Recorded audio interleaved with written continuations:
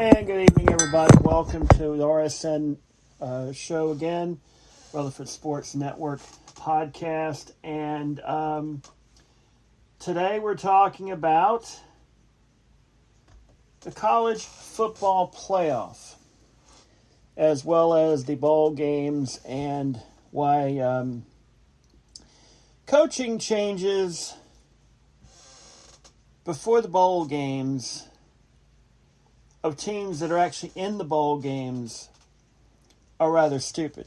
Now, let's go through the bowl games right now as they are. We'll get to the CFP in just a few moments.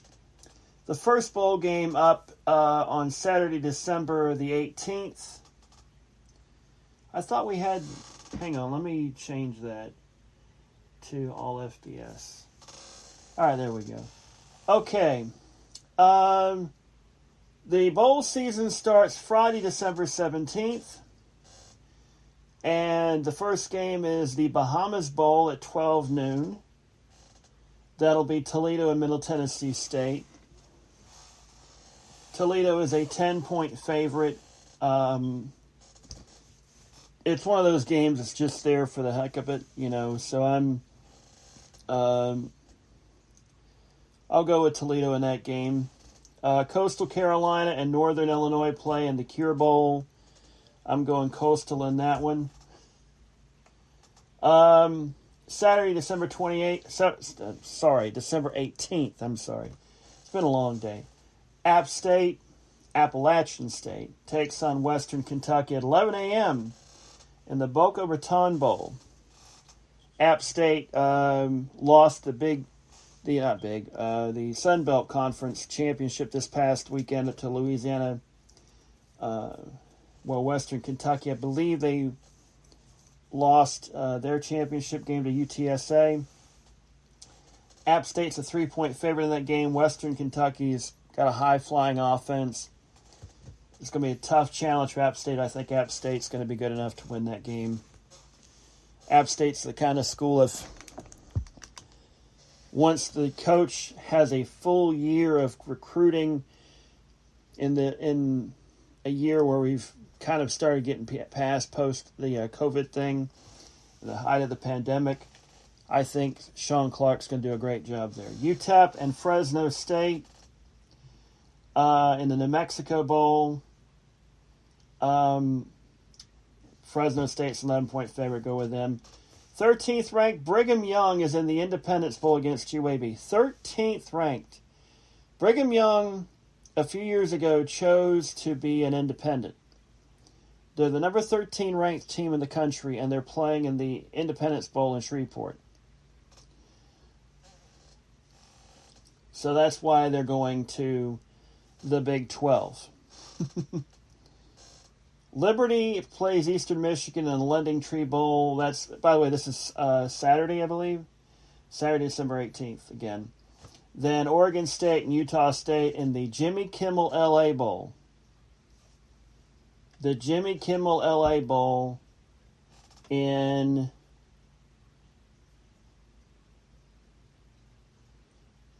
Is it SoFi? Is it SoFi? Oh my God! That's going to be interesting to see if they fill that place up for that matchup. Marshall and Louisiana, the 23rd ranked Louisiana, and the New Orleans Bowl. Marshall's kind of slumped lately. I gotta go Louisiana in that game. Monday, December 20th, Tulsa and Old Dominion, Myrtle Beach Bowl. Tulsa is a 9-point favorite, so we'll go with them. Tuesday, December 21st, Wyoming and Kent State in the Potato Bowl in Boise. Wyoming's a 3-point favorite, go with them. The Frisco Bowl, this is actually a pretty interesting matchup. The 24th ranked San Diego State Aztecs take on UTSA Roadrunners. UTSA was undefeated up until the last week of the regular season. They lost to North Texas. They bounced back, won their conference title game. They're not ranked, but this will be an interesting matchup. So that like to be a bowl game early on that you'll want to watch. Wednesday, December 22nd, Missouri takes on Army in the Armed Forces Bowl. Army's a 3.5-point favorite. They'll probably win that one. Thursday, December 23rd, Miami, Ohio, and North Texas Frisco Football Classic. Miami, Ohio is a 3.5-point favorite. The Gasparilla Bowl. That I have no idea. Central Florida and Florida playing in that game. Florida's a 7.5-point favorite. Central Florida is not the Central Florida Bowl. Florida win that one, even though Florida's in the midst of transition. Friday, December 24th, Memphis and Hawaii in the Hawaii Bowl. Memphis is a 6-point favorite, but this is Hawaii. I'm going to go with Hawaii in that one. Christmas Day, there's a bowl game. There's actually a bowl game on Christmas Day. I didn't think that was kosher except for the old Hula Bowl. Or was it the Aloha Bowl? I don't remember. Anyhow, it's the Camellia Bowl. Except this is in Alabama, not Hawaii. Ball State and Georgia State are playing on Christmas Day at 2:30. Georgia State's a 4.5-point favorite. So Georgia State, there is actually a Georgia State University. Will go up against David Letterman's alma mater and win that game, in my opinion.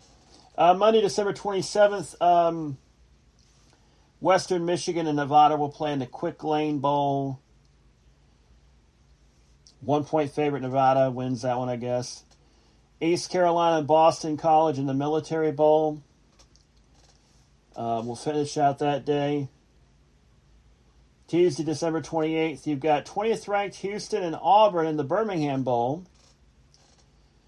That might be a pretty decent matchup, except that Bo Nix is not going to play in it.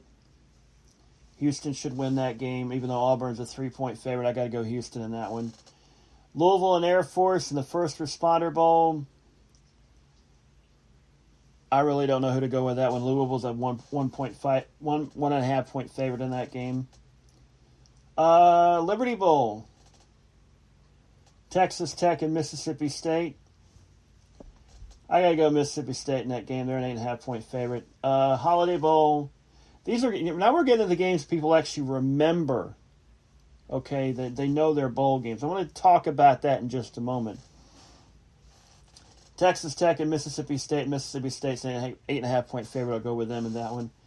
Holiday Bowl, North Carolina State and UCLA. 18th ranked North Carolina State's a 1-point favorite over UCLA. That's a toss-up. I got to go UCLA in that one. Guaranteed Rate Bowl, West Virginia and Minnesota. Minnesota's a 4-point favorite. I'll go with them just because I really don't care. Virginia and SMU in the Fenway Bowl. They're playing a bowl game in Fenway. Why?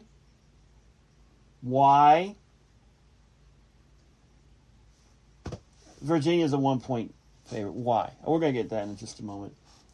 Maryland and Virginia Tech in the Pinstripe Bowl. We have a bowl game in Fenway, and now we got a bowl game. They've been having a bowl game in Yankee Stadium, the new one, for a long time. Virginia Tech's a 1.5-point favorite. And then Clemson, bit of a downturn this year. They're not in this college football playoff. Instead, they're playing in the Cheez-It Bowl against Iowa State. And they're 1.5-point favorite. I see Clemson bouncing back in this one. Then the Alamo Bowl. The Alamo Bowl always seems to have some pretty good games, some exciting games. I've always liked the Alamo Bowl. And you've got Oregon and Oklahoma. Now, both are going to have new head coaches for these games. They've not announced who the Oregon head coach is going to be since he left to go to Miami.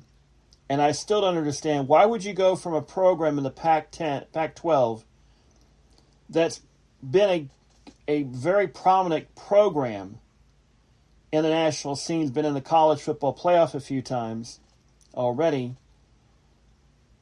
And the Pac-12 is not the loaded conference it once was, but you always had Oregon in the mix. And now the guys leaving from Miami trying to resurrect that ghost. And nobody's been able to do it for 20. They've not been relevant for almost 15 years. I mean, ever since they joined the ACC, was it 18 years ago? That program's gone down the tubes. First of all, they're playing in a stadium that they barely fill up. It's not the Orange Bowl of old. And what they need is an on-campus facility there. So, but anyhow, Oklahoma, of course, they've got Brent Venables from Clemson. He's going to take over as the head coach. Good move there. Good bounce back from losing Lincoln Riley. I got to go Oklahoma in that game. Thursday, December 30th, the Duke's Mayo Bowl. The best mayonnaise in the entire known universe, in my not-so-humble opinion. It'll be a border battle between South Carolina and North Carolina. North Carolina's a 7.5-point favorite. Even though I'm a Tar Heel basketball fan, I'm not a big Tar Heel football fan because they've always had a habit of breaking mark. Do you remember at the beginning of the season, North Carolina was ranked preseason 10th?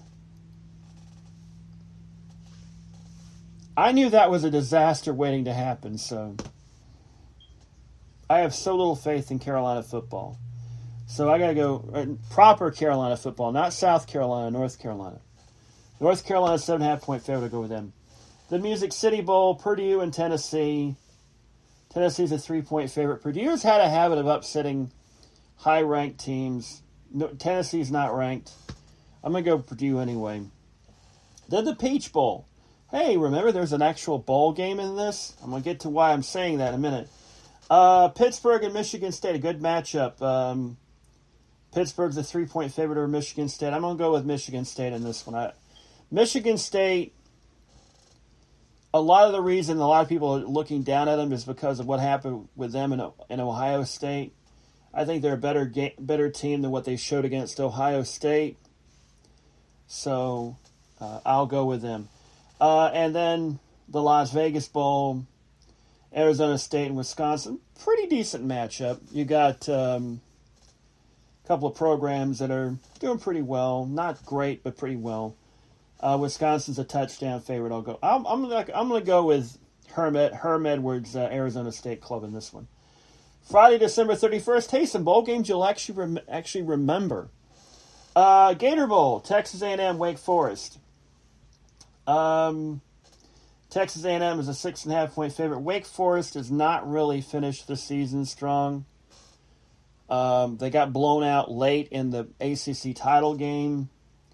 They got beat by Clemson, and they basically backed into the ACC title game.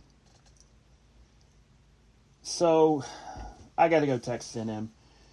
Sun Bowl, you got Washington State and Miami, Florida. Miami of Florida is a 2.5-point favorite. Sun Bowl is just one of those things. It's on CBS. Hey, we got a bowl game. We still have a bowl game on CBS. It'll probably be the only bowl game they've got left because they're going to lose the SEC in a couple of years. Arizona Bowl. Two teams not from Arizona in the Arizona Bowl. You got Boise State and Central Michigan. Boise State's an 8-point favorite. We'll just go there. And then, of course, the college football playoff, which will be on December 31st. You've got Alabama and Cincinnati. I would love to see Cincinnati win this game. Alabama's a 13.5-point favorite. Alabama has been vulnerable at times, but they showed in the SEC title game that, yeah, they're playing like Alabama of old. But I don't know which team's going to show up. Will it be the Alabama of the SEC title game? Or will it be the Alabama that barely beat Florida, that lost to Texas A&M, that struggled against LSU, and struggled against Auburn, an Auburn team without Bo Nix? I'm going to go Alabama, but I think they're not going to cover. And then the matchup that I really, really, really am torn with, Georgia and Michigan. I don't know why they didn't put Michigan number 1, Alabama number 2. I think part of the reason they did that way, they wanted to have a SEC title game again in the championship game, not just having a semifinal.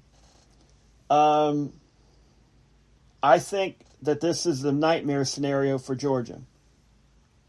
They're playing a Michigan team that's very strong, very powerful, that can really run the football. Georgia's a touchdown favorite. I'm going to go with Michigan. I hate to say it, but I think this is where the dream ends for Georgia. They may prove me wrong, but the fact that they were able to beat Ohio State this year, I think is going to propel Michigan. And I'm going to go ahead and say it. I think they're going to win the national championship. I may be wrong. I've been wrong before. I'm going to go ahead and say it. Michigan beats Alabama for the national championship. Continuing on. The Outback Bowl. Arkansas takes on Penn State. Penn State's a 2.5-point favorite. I'm going to go Arkansas on this one. The Fiesta Bowl. Oklahoma State, Notre Dame. Now, when Brian Kelly left, Notre Dame was probably the underdog in this game. Now they got their new head coach, Marvin Freeman. Great press conference yesterday, I believe. Really impressed with him and so far. And I think it's going to be Notre Dame's day. It's going to be a great game, though. I'm going to definitely watch that game. Citrus Bowl, you've got Kentucky versus Iowa.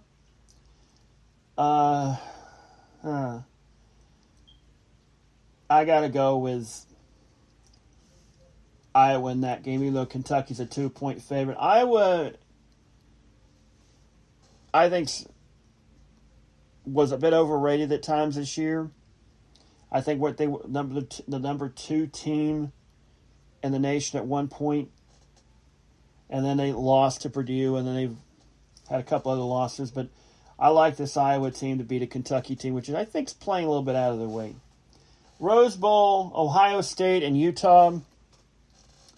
Ohio State 6.5-point favorite. I really like this Utah team. I'm going to pick the upset here. And then the Sugar Bowl, Baylor versus Ole Miss. I like this Baylor team. They really should have. They were really close to getting into the playoff if they had. It's one of those things. I think that. Oklahoma State and Baylor were good teams. If Baylor had won their game, who knows? But I got to go Baylor in that one. And then there's the Texas Bowl, Tuesday, January 4th, because you got to have the last bowl game. It's LSU, Kansas State. LSU's 2.5-point favorite. I don't know if Ed Orgeron is coaching in that game. Okay. This is my usual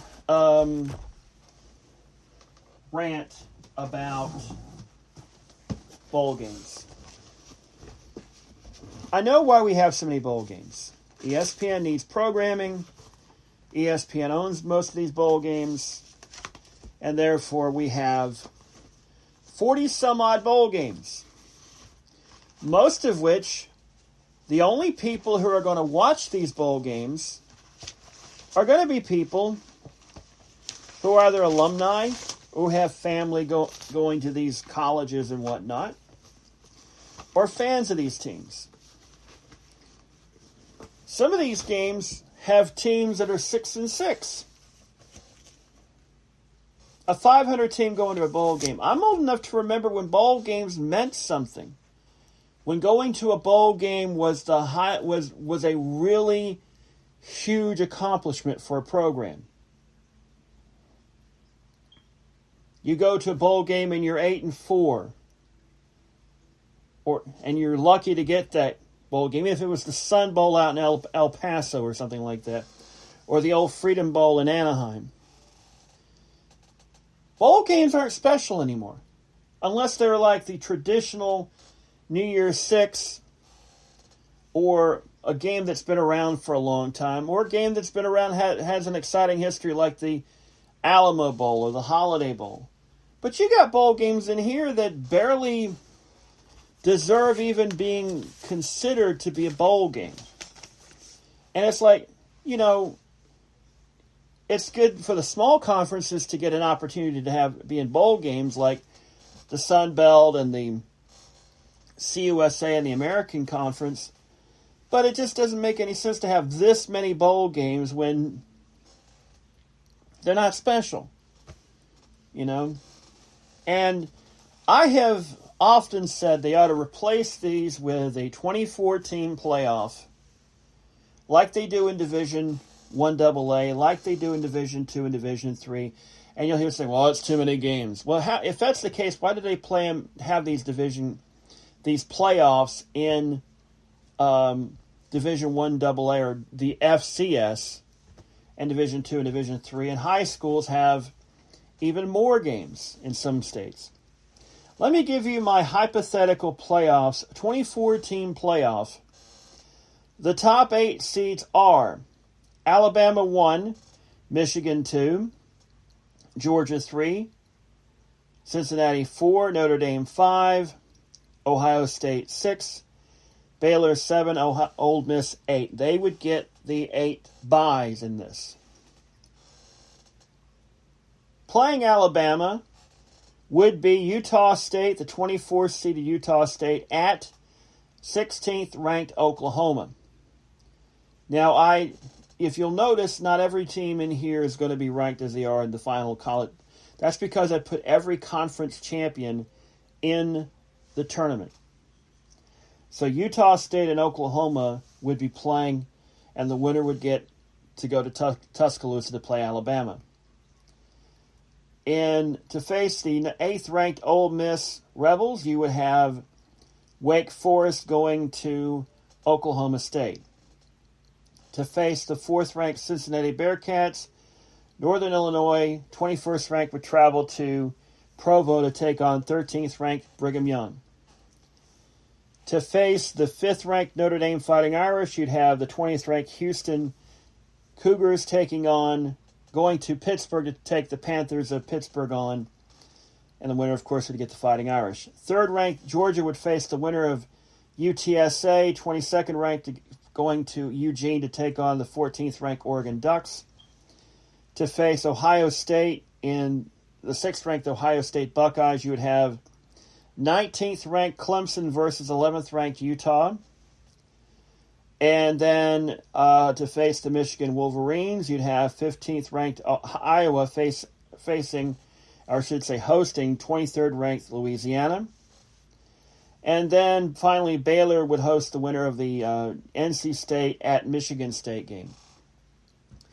Now, I know there are people saying, well, there's going to be a lot of teams in the same conference in these matchups. Look, this is hypothetical. The committee, if they had a 2014, would obviously move conferences around to where you would not get a meeting until probably the quarterfinals at the earliest. So there is that. I just think it's long since time, and you could break it up. I've long said this. You could have, instead of the bowl season, playing irrelevant games that nobody really cares about, not except alumni and Chamber of Commerce's and bowl committees. You could have a 24-team playoff. And let's say you have the losers of these games go to a bowl game against the higher, some teams that didn't get in. So you could do that as a consolation prize. Like the winners of the losers of the first round and those who lose in the second round could go to a bowl game. And then the quarterfinalists would play the week of Christmas or something like that. And then you'd have the semifinals the day before the NFL Conference Championship games. And then you would have the National Championship game on the Sunday before the Super Bowl. In between the 2-week break between the conference championships and the Super Bowl. Because nobody really watches the Pro Bowl anyway. So you could have the Pro Bowl in the afternoon as an appetizer to go into the national championship game that evening. That's one thing I've always said that I would like to see. Whether that happens or not, who knows? Now, I'm a realist. I know bowl games aren't going to go away anytime soon, and we're going to be lucky if we get a 12-game playoff by 2024. The latest is it's not looking good for 2024, but we will eventually get a 12-team playoff. And I think that's a start. And I think eventually they'll get to 16 and later 24. Now, getting to coaching changes and why the idea of leaving a team before the bowl game is a stupid idea. Okay, let's go ahead and say it. College football is basically minor league professional football. That's it. Let's stop the nonsense. Let's go ahead and say it. College football is minor league professional football. It's AAA football. The name, image, and likeness thing has basically opened the doors. I don't have a problem with it. It is what it is, as long as it's kept under control to a certain degree to where it doesn't get out way too out of hand. I don't have a problem with it. What I do have a problem with is the fact that you have coaches, after the regular season's over with, deciding that they're going to leave their program to go somewhere else. The two obvious people that we're talking about, Lincoln Riley bolting Oklahoma to go to USC, and Brian Kelly going from Notre Dame to LSU. I understand the money is a big factor. It's a huge factor in this. But Lincoln Riley, from the looks of it, acts like he doesn't want to face the Southeastern Conference. Oklahoma's going into the Southeastern Conference in 2 or 3 years?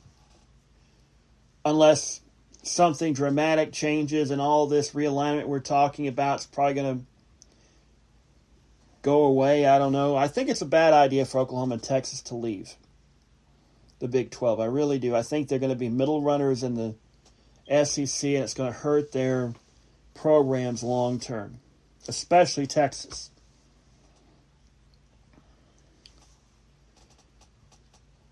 But the Brian Kelly move is shocking. Notre Dame is one of those dream jobs. One of those jobs that is talked about as the elite programs like Alabama, like Texas before Texas has kind of fallen on hard times of late, Oklahoma, Penn State, Michigan, Ohio State.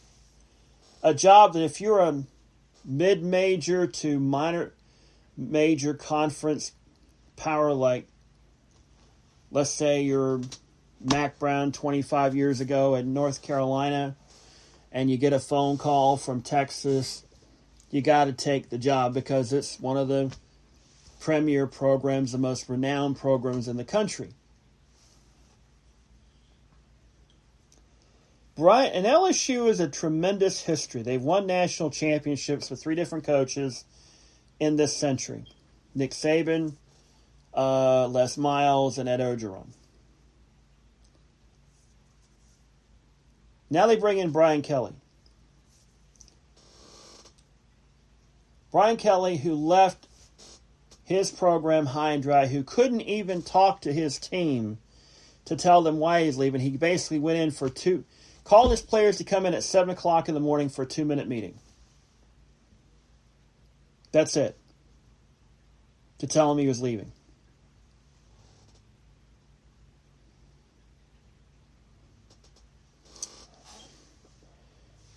Now, I understand there are a lot of people going, well, there are a lot of college football players who aren't playing in bowl games anymore. And I think that's a problem too, don't get me wrong. But coaches leaving, it's one thing for a coach to be fired before the bowl game and not being able to coach. That's fine, I understand that. And for a new coach to come in who was an assistant somewhere else and coming in, I can understand that.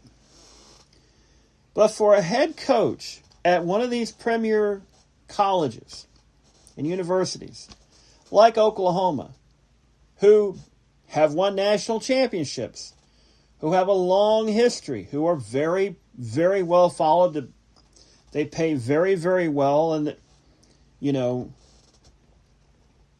and you go to USC, who, yes, they have a very storied program, but in recent times, the last few years, they've struggled. They've had to deal with controversies in the past. The national championship they won in the early 2000s got stripped away because of irregularities that now would be acceptable. And we all know Lincoln Riley took it for the money, and also the fact that he can go and enjoy the winter sun of Southern California. Great weather, blah, blah, blah, blah, blah. But it seems like that, he's setting himself up to fail. They're going to expect a national championship in USC. And if you don't deliver within the first 3 or 4 years, that seat's going to get real hot real quick. And for Brian Kelly, you got to deliver very quickly there. You got to beat Alabama within the first 2 years of arriving in Baton Rouge. And you might mimic the accent now, allegedly. I don't think he actually did. I think he was just tired and, people have been saying he was trying to act Southern, and I was like, no, he sounded like he was tired. But I don't know. That's people will forget this in a week or so. But I think long term, Brian Kelly was celebrated in Notre Dame. Hey, yeah, he hadn't won a national championship, but he got the team to the college football playoff. And the feeling was it wouldn't take a whole lot to get him over the hump and get him in to be a national championship contender. Unfortunately, he went for the money, as if he wasn't making enough as the head coach of Notre Dame. He took a job at LSU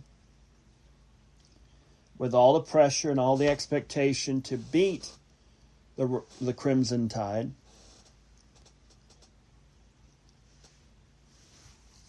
I personally think that both Lincoln Riley and Brian Kelly are going to regret leaving under those circumstances, because I think they've basically gone out of the frying pan and straight into the fire. They've gone from situations that, yes, they were pressure, but they were in jobs that they were going to be there for a long time because they had a successful run there. They had very successful programs, and they were teams that were poised to be in contention every year for a college football playoff spot. But if they didn't get it, they weren't going to be kicked out. Now they're going to programs that will expect within at least 2 or 3 years to be in the college football playoff and winning a national championship. And can these gentlemen do it? That remains to be seen. I have a hard time believing that either man is going to do that. I just don't see it happening. But, yeah, it is bowl season. It means you get a lot of college football bowl games that really don't mean a whole lot. Especially in some cases that some of these teams are actually going to bowl games and actually taking a loss in these bowl games because it costs more to take the team to a bowl game than they actually get from being at the bowl game. And that's something that's going to be looked into, because what happens if a team decides to turn down a bowl invitation because it's not cost effective for their program to go to a bowl game? What do you do then? Do you punish them for not going to a bowl game? Who punishes them? The NCAA? Who really doesn't have that much authority over the FBS? The conferences? Who knows? But college football needs a 2014 playoff, in my viewpoint, because anything less than that means that, and because here's the thing. In a 2014 playoff, you can put the conference champions of every team into the tournament. That means every team has a legitimate chance, as far out as it may seem, to win the national championship. Right now, it was a miracle that Cincinnati got in. Had Oklahoma State beaten Baylor, there is a good chance that Oklahoma State may have jumped Cincinnati into the college football playoff. We'll never know now. And let's face it, Notre Dame was 5th. If Notre Dame had been finished a little more impressively, if Notre Dame had played a game that weekend, conference championship weekend, against an independent like Army or BYU or somebody like that, who knows? They might have gotten in. We'll never know. Because they weren't playing a conference championship game, they didn't have the opportunity to impress the college football playoff committee. And they almost still wound up getting in. So congratulations, Cincinnati, you're in. As a group of five conference champion, you got in. Now you got to face Alabama. I hope you win. It would be really great for you to win. I don't see it happening though. But this time of the year, the only games I really care about are the traditional big bowl games. Whoever Appalachian State's playing in a bowl game, and the college football playoff. All the other bowls are background noise. I mean, you're playing a game in Fenway Park, for Pete's sake. You're playing a game in Myrtle Beach at Coastal Carolina Stadium. You're playing games in places that barely have halfway decent stadiums, like New Mexico, who has been bashed online on YouTube videos by people who think that their stadiums suck. But it is what it is. And unfortunately, the bowl season system isn't going away anytime soon, because it makes just enough money for ESPN to keep it around to where we won't have my idea of the perfect situation, which would be a 2014 playoff. And I'm not holding my breath. I probably will not see it in my lifetime. We'll be lucky if we get a 12-team playoff in the next few years. Anyhow, that's it for now. Thank you for listening. Thank you for tuning in. I hope you have a great day. Take it easy. Good night, good luck, and may the good news be yours.